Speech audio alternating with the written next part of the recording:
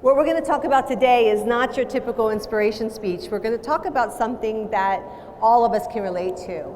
And it's about loss and how you move from loss into acceptance and all the stages we go through during that process.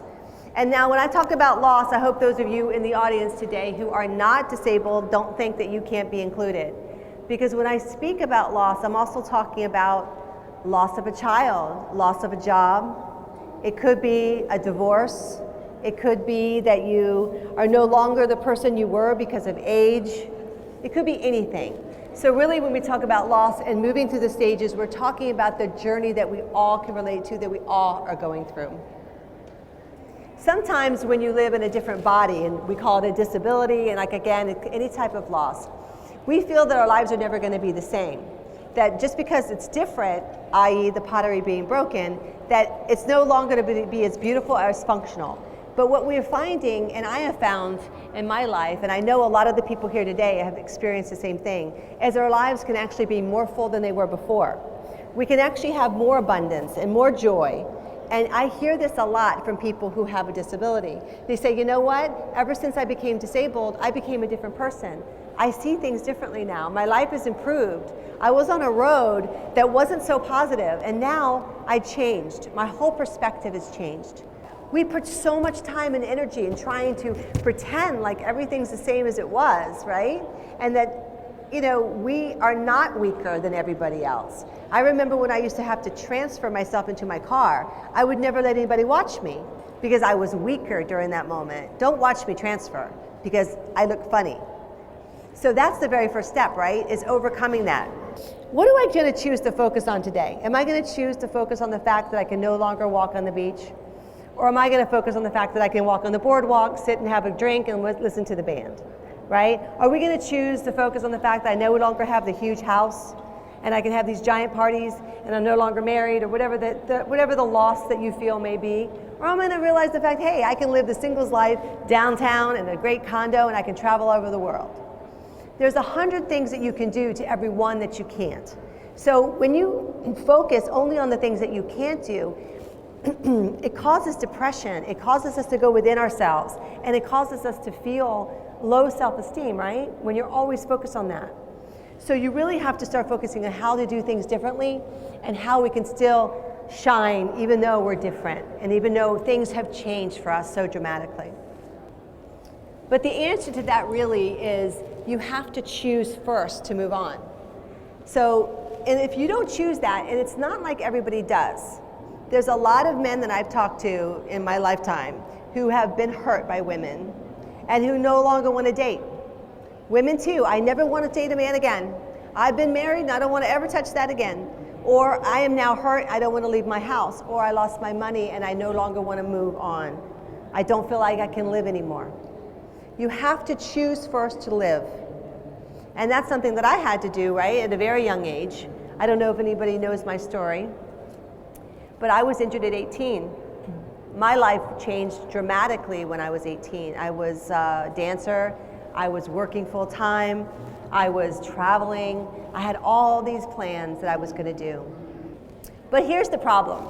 Let's say we go through all these steps. We accept ourselves, we turn our channel, we decide to live, we do everything right, we're gonna be focused, we're gonna be positive, and then everybody in society is uncomfortable with us everywhere we go. Right? So you're newly injured, you're getting out there, and everywhere you go, people say, oh man, that sucks. Or, I'm sure, Jessica, you've heard this, right? I would never be able to live if that had happened to me. We hear that all the time. It's kind of depressing, right? So really we need to change that. We need to change the aversion that people have to people with disabilities. And that's again why I started my company. Disability is not commonplace. When you open magazines, you don't see it. When you turn on the commercials, you don't see it, right? A lot of times in the workplace, you don't see people with disabilities. You're not used to them. So if we make it more commonplace and everybody's just used to seeing it, everybody's going to be a lot more comfortable. Employers are going to be more likely to hire us. People are going to be more likely to date us. And we certainly are going to be more likely to go out in public because we're not going to be embarrassed all the time and be, frustrated by all the feedback that we constantly get from people.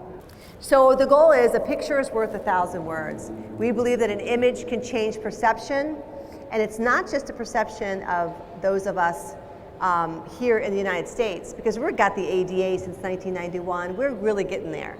We're talking about perception of people all around the world. If they start seeing people like us in magazines, on TV, and in movies, they're going to be like, wow, maybe we should make some changes where we are. Because if you live in India right now, there is no access. You can't get out of your house. So my mission is way bigger than just getting in magazines. And it's not about me and on my models. It's bigger than that. It's global. We want people all around the world to see that people with disabilities are beautiful, they have something to offer, and that they should include them. Now, one of the things that we can do, and I have to warn you about, and everybody knows this, whether you're a woman and you're trying to get through the glass ceiling, or you're a person with a disability, or even if you're poor, having all these issues to get through makes us stronger, right? We're stronger, we're more resilient, just like that pottery. That pottery, now that it's broken and put back together with the glue, is stronger now. It's amazing, if you drop the same thing, it won't break. Now that it has the resin, it has a foundation of support. So when you go through loss, you do become stronger.